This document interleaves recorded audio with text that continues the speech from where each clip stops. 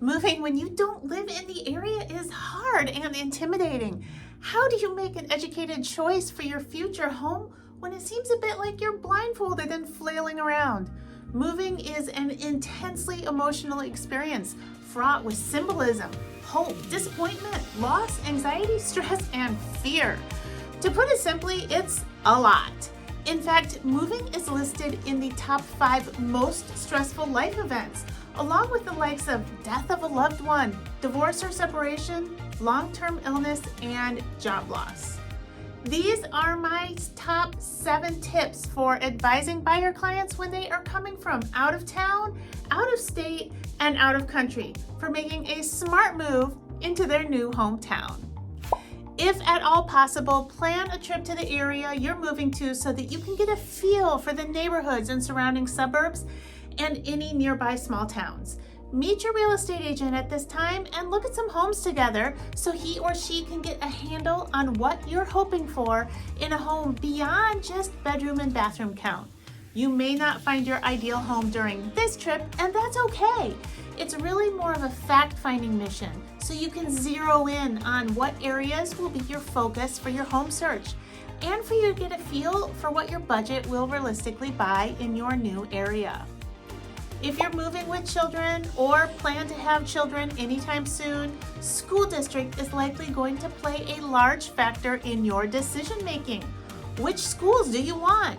Open enrolling or voluntary transfers are not an option in all school districts, so make sure that you are clear on what the rules are for the specific school district into which you're moving. Okay, I cannot stress this more. Online reviews or scores of a school are only one small data point in the overall picture of a school, and they're often full of bias. Those scores are based off of a school's standardized test scores. Rating schools based on overall test scores unfairly penalizes schools serving diverse populations and is not an actual indicator of schools that help students develop and learn. Okay, so how should you make a decision about schools then? It's natural for parents to want the best for their children, right? I recommend visiting the schools for yourself. Walk the halls, poke your head in some classrooms, talk to the principal. If your child has an affinity for something specific, like say art or music, ask around about where a well-loved teacher of those subjects works so that you can try to cross the path of your kiddo with that exceptional teacher. I recommend joining local parents groups on social media like Facebook and using the search tool to do a deep dive into the locals' opinions of schools. But read those with a grain of salt or two, knowing that someone's opinion does not make it a fact. Another factor that helps people narrow down on neighborhoods is the distance to work or other places that they need to be almost every day. What's an acceptable drive time for you to get to and from work? 10 minutes? 20 minutes? Is there any place else in your life that's of high importance and that you need to be at frequently? Like the church, the gym, hiking trails. You may want to focus on neighborhoods that put you within striking distance of your high priority places. Have you thought about neighborhood amenities that are important to your daily enjoyment? Do you want to eliminate driving as much as possible from your life?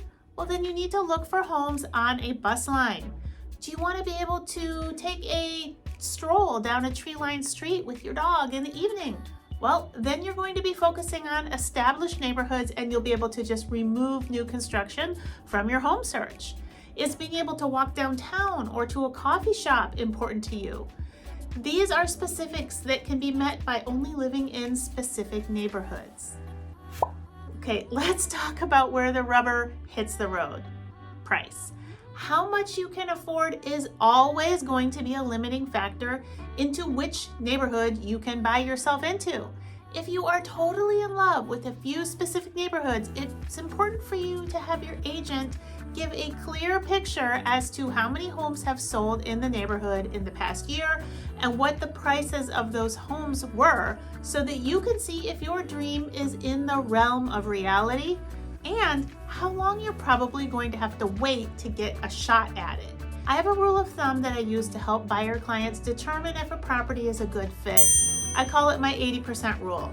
When you found a home that meets 80% of what you want, 10% of what you can change, and 10% of what you straight up live with, well, you found a very good home and you should probably write a serious offer on it. Gather the advice of your future coworkers or any other people you might know who live in your future town about the areas or the neighborhoods that they recommend living in. Everybody has opinions and everybody loves to share theirs. Everybody except your real estate agent. We cannot. It is not our job to push people towards or away various neighborhoods. In fact, by doing so, we would be in violation of the Federal Fair Housing Act and could be accused of steering. Steering is the practice of influencing a buyer's choice of communities based on one of the protected characteristics under the Federal Fair Housing Act, which are race, color, religion, gender, disability, familial status, or national origin. It was 100% not your agent's place to determine what a good, nice, or safe neighborhood is for you. Those determinations need to be left up to you as the buyer. You might need to rent. Sometimes the right house in the right neighborhood is simply not available on your timeline. I know, it's a tragedy. Look into short-term rentals, such as an Airbnb or a month-to-month rental. You might have to move all of your things into storage.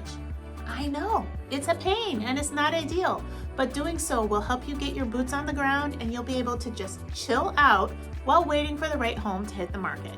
I caution against signing a year-long lease because that is going to tie up your home search for a long time.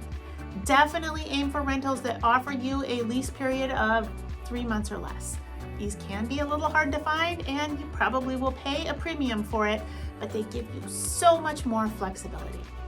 Did I miss any tips for making your big move a success? What challenges have you encountered while trying to plan a move to someplace new? Leave me a comment down below. If you're planning a move to here in the greater Iowa City area, you should check out all of my free guides. The links for them are down below in the description box of this video. If you're watching on your phone, just tap the title of the video and the description box is going to open up. Hey, it's been fun, and I'll catch you later.